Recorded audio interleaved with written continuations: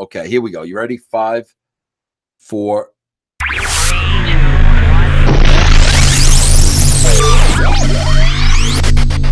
Russo's Brand Family. We are family.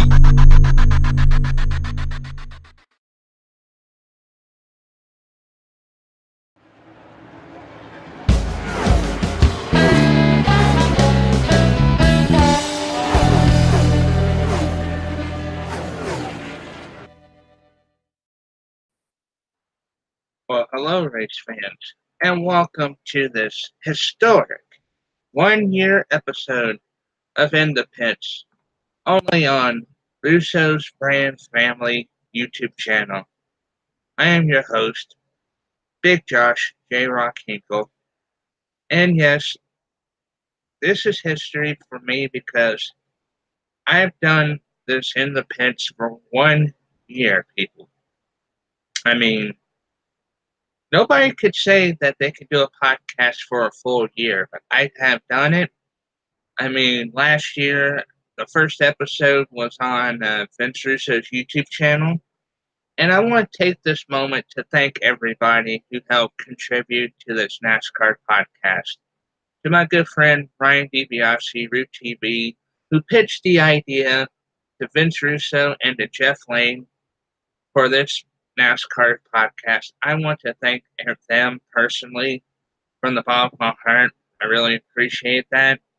To my friend Gil Lopez, Mill Hustles, for the original graphics he gave and the original intro to episode 1 of In the Pits.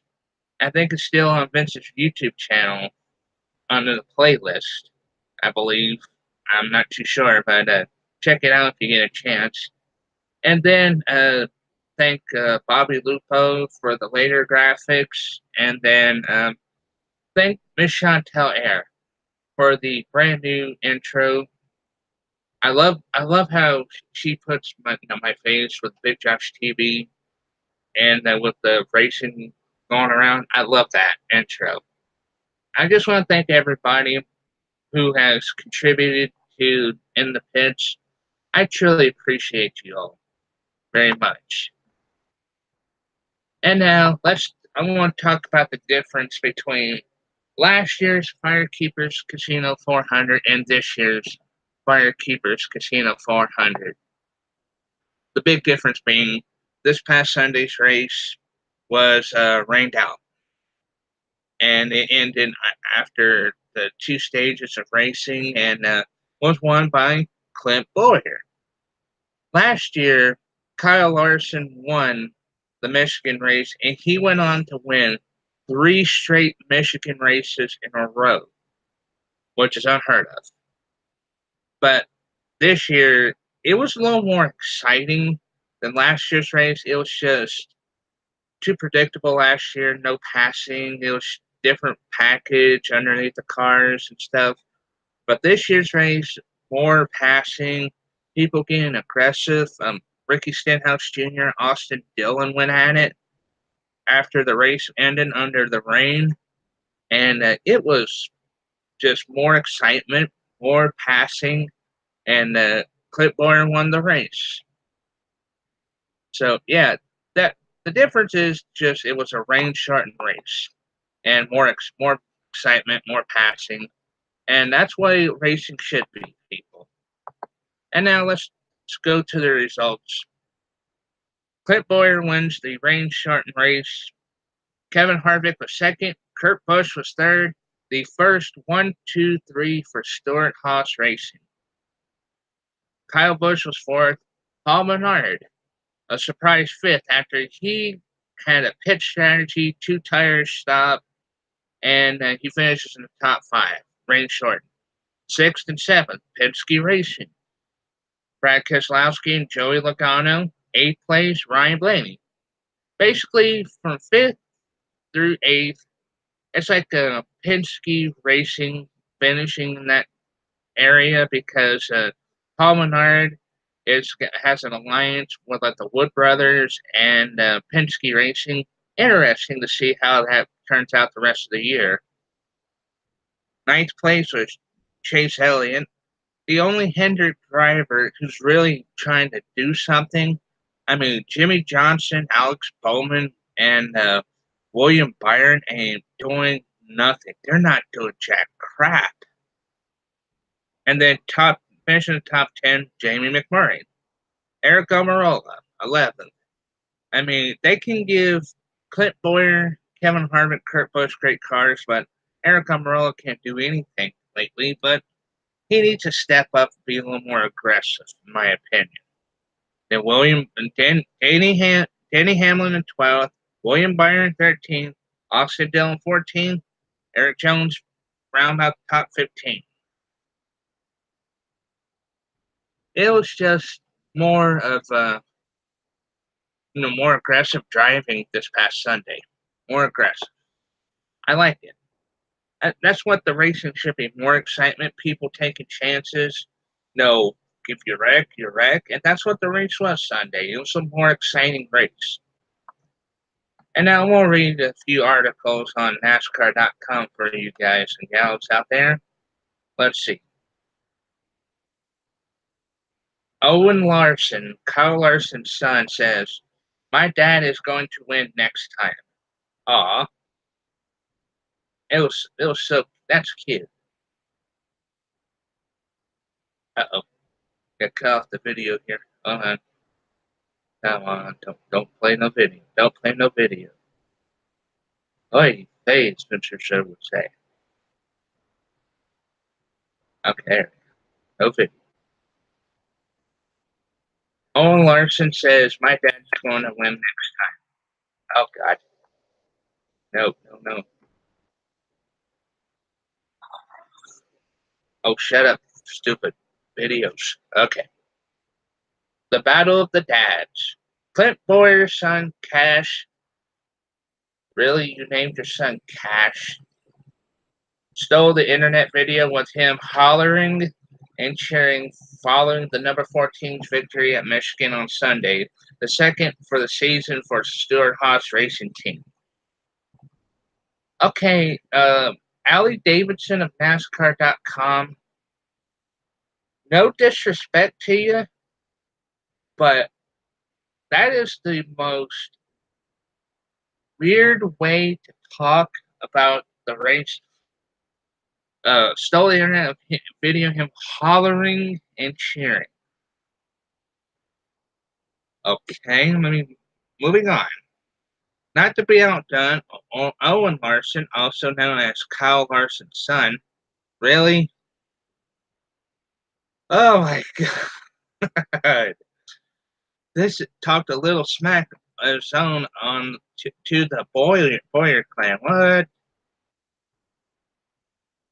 Now you see, Cash and Owen are good buddies, old pals, if you will. This person can't type word. Jack crap. Oh my God. Two are often found at track put on a show for the fans or doing a little racing on their own in their pint-sized cars.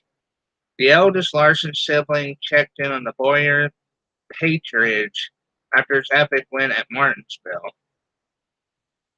However, some love seems to be lost with Owen's recent message, and we are all here for a Larson-Boyer showdown just in time for Father's Day. Let the games begin.